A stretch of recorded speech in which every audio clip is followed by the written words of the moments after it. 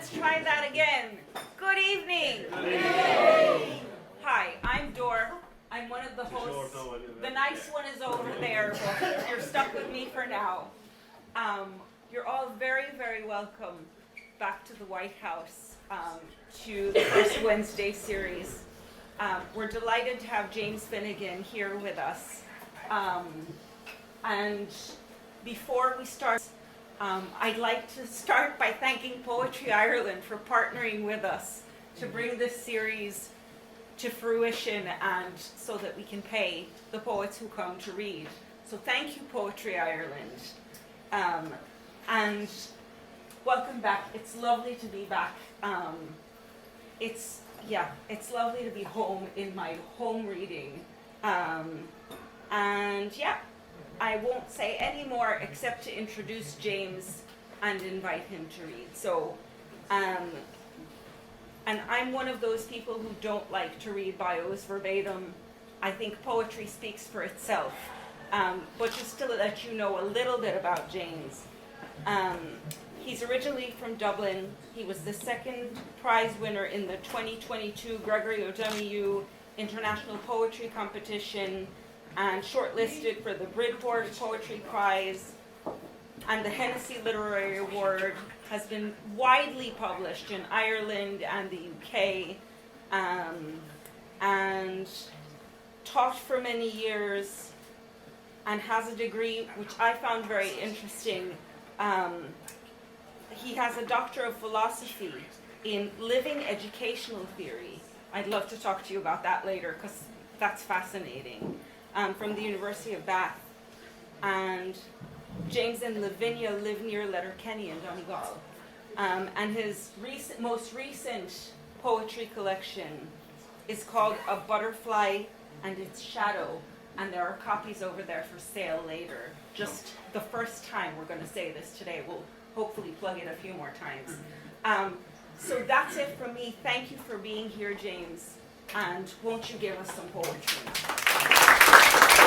Thanks very much. I was supposed to bring more books with me, Dominic. I told him I would bring 20 books. Not that I was going to sell 20, but we were bringing a dog with us, so I forgot the books. But anybody who wants to, who thinks they like what you hear, you can contact me, message me, and I can give you my phone number, and you can text me and tell me what you want. So I could tell you my phone number now, but you might need to write it down. But okay.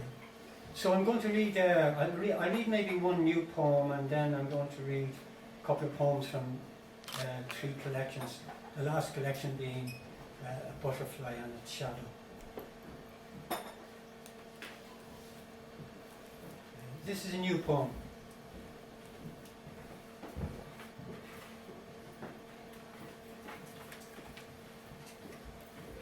And I only found out about the whimbrel. The whimbrel is a bird like the curlew. And I only found out about it in the last couple of years. They come a long way. Does seeing whimbrels land in a field not far from Lough Swilly Sea Inlet on May the 1st this year and late April last year, the same field qualify as repetition. They are passage migrants on their way from West Africa to their Arctic breeding grounds. Iceland, I've looked it up. Long legs, curved bill, like the curlew, but a different kind of curvature and a slightly smaller raider. A flock of 16 to 18 together this year. Curlews already paired off elsewhere here. Do 3 weeks of sunshine in April and 3 weeks in May count as repetition? Another blip in this climate change. Come to the sunny northwest. First heard the cuckoo April the 24th, though April the 10th last year. Another blip. And the gorse in all this sun puffing a sweet creamy coconut fragrance. And the mayflower with its pink tinge here again this year despite awful news. And then Charles Wright writes, don't just do something, sit there. And so I have, And in that repetition, I hear for sure the sound of a laid-back life.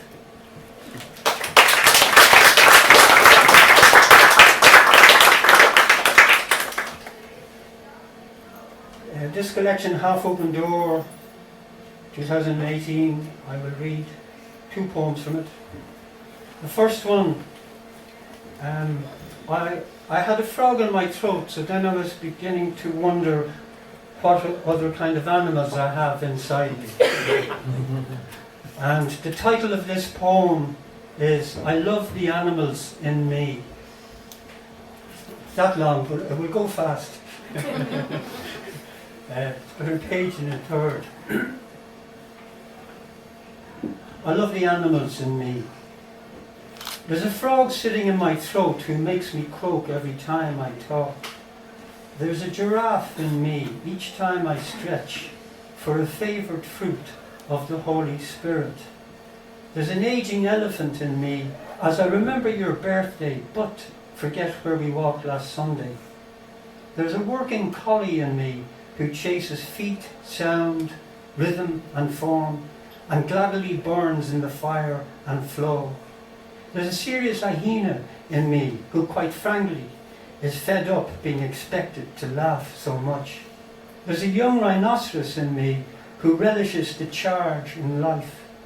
There's an ascetic snake in me who values the spirituality of eating one big meal a year. There's an acrobatic kitten in me, full of independent living. There's an aping monkey in me who copies others, but not cats. There's a still crocodile in me with the patience of stone. There's an eager eagle in me who flies the broken wing of life. There's a wise owl in me who doesn't know where wisdom comes from. There's a friendly dolphin in me with a high view of human nature. There's a crazy cormorant in me who plays the stage before big-lensed birders. There's a busy bee in me who claims my buzz is bigger than my bite. There's a complex zebra in me who gallops far beyond the idea that things are black and white. There's a hooded crow in me, indifferent to my confident stride and intake of breath.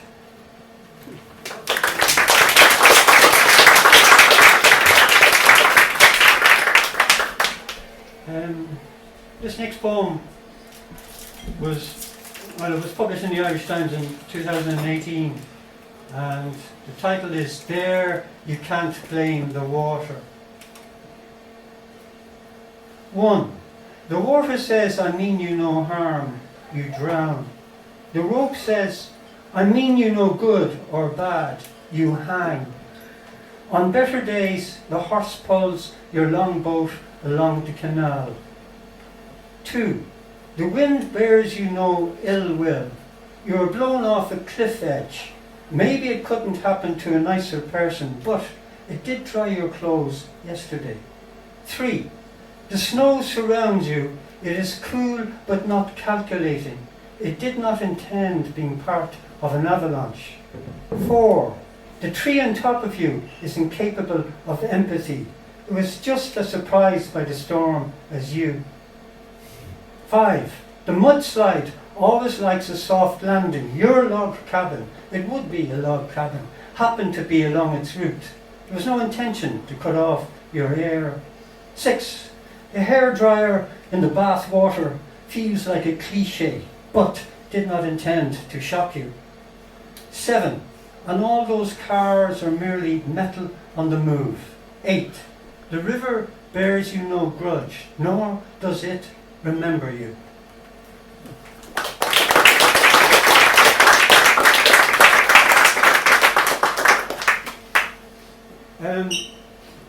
This book was brought up with Dara Press.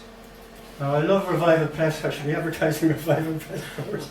But this was, and it's called The Weather-Beaten Scarecrow, and that's me dressed up as a scarecrow and our Springer Spaniel, and that photograph was taken by an astonishing artist in County Donegal, originally from Lithuania. So I've got 3 poems here. This first one It's called Soul, S-O-U-L. And I think each stanza is a bit like a haiku. I don't stick to the 5-7-5. Sometimes I might break away a little bit from it, but that was the idea. So when I first wrote this poem, it just had one stanza, and I felt one stanza wasn't enough for a theme like soul. And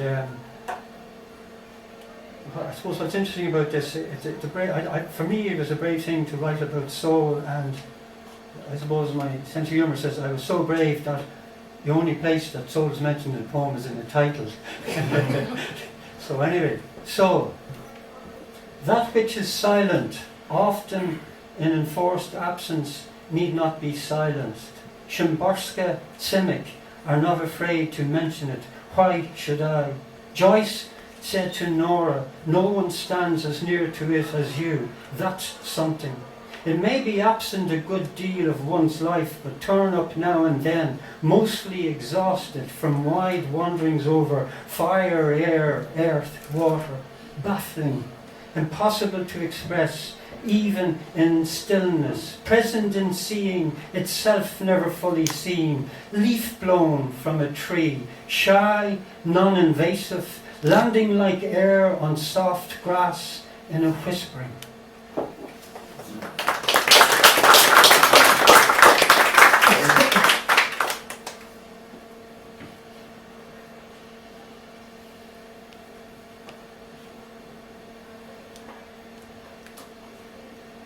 The man who brought my father up, it's the title of the poem and it's the first line, it runs into the poem.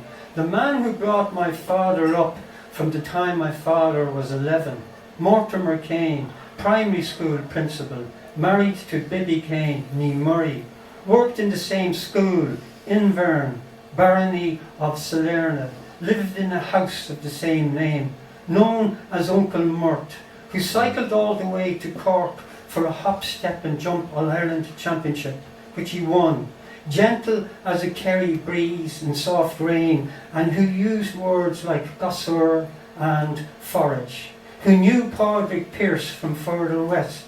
Later I'd called to see them in Renmore Road, pork chop, applesauce and a half-crown. Mort, tall man in a suit, quiet, river-flowing presence.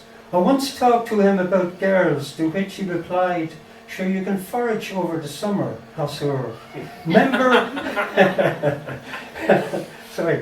of the governing body UCG, days when primary school teachers were small gods. But, to be clear, Mortimer Kane was a genuine force for good.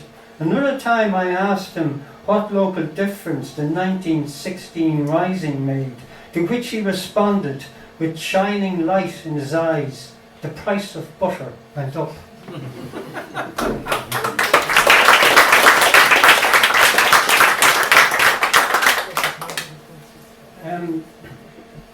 This next poem is a short poem and it's Beatitude of Witness. Beatitude means blessing, so I suppose it is a little bit like a psalm. Now I know there is a bit of guidance in poetry, you know, don't tell and show and so what. You know, so sometimes anyway, here it is. Beatitude of Witness. Let the stone of emptiness be your bed, the stone of sadness, let it roll far from your door. Let the stone of despair crumble and disappear. Feel your heart chambers beat their bloody beat. Keep your balance as you displace the air. Feel the charge flow from earth, push through the soles of your feet. Do not be disheartened or diminished by a fleeting lifespan. Let the stone of hope anchor you. It is said the existential lies deeper than the psychological. Let the stone of courage lift you. Do not be afraid of a happy life.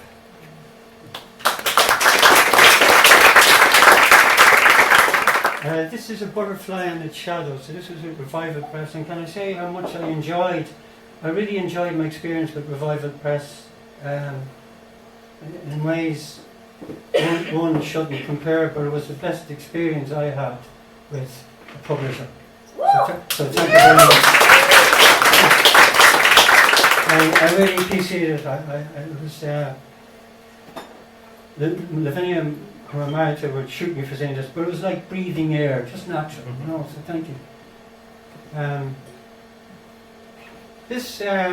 not too sure. How many more poems to read? I mean, this poem here. So I'm sure some of you have heard of Thomas Tranströmer, who's a Swedish poet, and he won the Nobel Prize. And at one stage in his life, he had a stroke and he became paralyzed. The right side of his body became paralyzed. And the title of the first book that I had was Half Open Door, and I got that from Thomas Tranströmer. He said, every human being is a half-open door leading to a room for everyone. And then I was blown away by it. It impressed me so much now. But that's where I got the title Half-Open Door. And so that's from Thomas Tranströmer. So this is called, oh yeah, he was also a brilliant musician. He played the piano. And I know I'm probably, okay. So people, after he had a stroke, people actually wrote music for him that only needed the left hand to play. He was loved that much. So it's a short poem, much longer than the poem, my introduction, but that's okay. Left-handed scores for Thomas Tranströmer. There's a bleak and beautiful land where everything has two shadows and more, where sinister is left before it is evil, where depth is upward, and those who sleep fall awake, where there's no sun in dreams, and yet a good dark, where creation is still at work, and friends write left-handed scores for a half-open door named Thomas.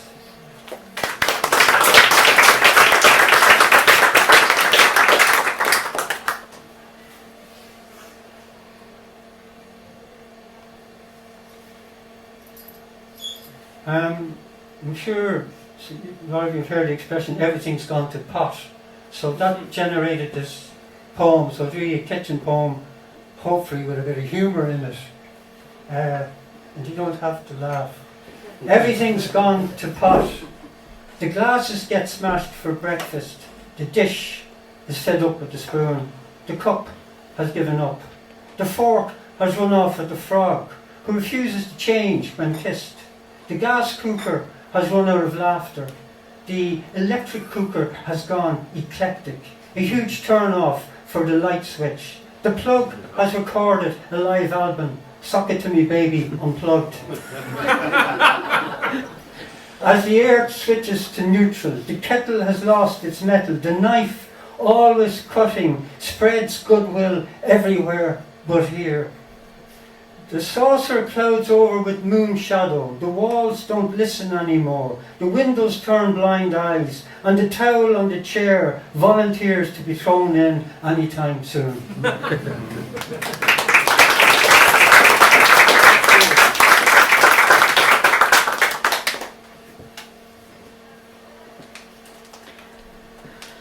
This features my mother. She died in 2022. That's not relevant to this, but just to say something about it. Quicksilver. Quicksilver. For a few days it lay there, camouflaged, on the grey-blue linoleum floor, untouched and unclaimed. With a delicate squeeze of guilt, I crawl under the table, gather the broken silver watch, take it outside, and with the reckless morality of a 4-year-old and a sturdy pair of new black boots, smash it. I later learned the watch was my mother's, an engagement ring after a 2-week courtship. Many years on, university, hospital, Galway, I buy my mum a watch with a shiny blue-grey leather strap and a big friendly face like her own. Every night in her stay there, she wears it in bed, as if connected to a light anchor, clamping time in a clouded space.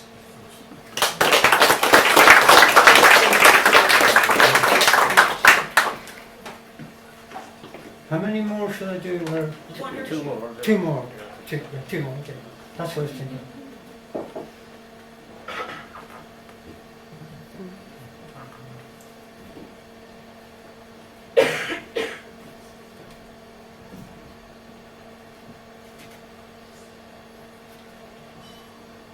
Yeah, I've got two more here. Seamus Heaney wrote Beowulf, and I think that got an award that year. And the very first word in Beowulf is so. And at the start of Beowulf, he writes a little bit about why he chose that. So it's interesting. I won't go into it. It was a bit like a statement you could make where if people are talking, you say the word so, and then you could change the topic to anything else you want, you know. So it's that kind of a kind filler in between things. So, after Seamus Heaney's first word in Beowulf, I wait kindly until it's time to say hello. So, in I go, but before I say it, they say hello. So I kettle whistle a tune and ask for some tea, as I know they like me. Outside, in the night air, I had caught the sound of their different sacred prayer in my chirpy cherry blue heart.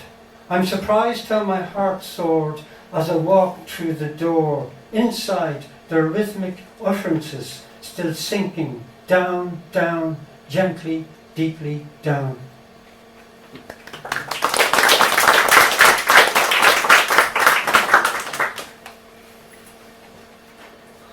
This final poem is called Love of Trees.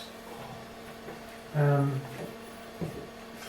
a friend of mine, Liam Campbell, who wrote a book about J.R.R. Tolkien, and the title of his book, I think, was the ecological augury in the works of J.R.R. Tolkien. But anyway, I look up augury because this thing about trees and trees being alive, very much that. And he was an extraordinary man, Liam, and he, after reading his book, it inspired me to write Love of Trees. But just a little bit more about Liam. He was poet, playwright. He did a doctorate in Tolkien's work, and he was also a progressive traditional musician. And to me, he sang like Peter Gabriel. He was so talented. And again, sadly, he passed away a few years ago. Love of Trees. A green grace slipstreams in my silent ear, bounces off my ribcage, ricochets off my spleen. Newly enlightened, I hear it clear, debris from the forest floor, inside the back door of this reluctant environmentalist mind. I waken to my love of trees, but here's the thing, they love me. So stirred, my trachea's a trunk, my bronchus a branch, my bronchioles twigs, my alveoli leaves, wondrous leaves, my head mineral watered earth, my thoughts the wind, my heart the sun, my blood charged chlorophyll, and I gladly bleed for you, my long lost, now unforgotten, forest treasured friend.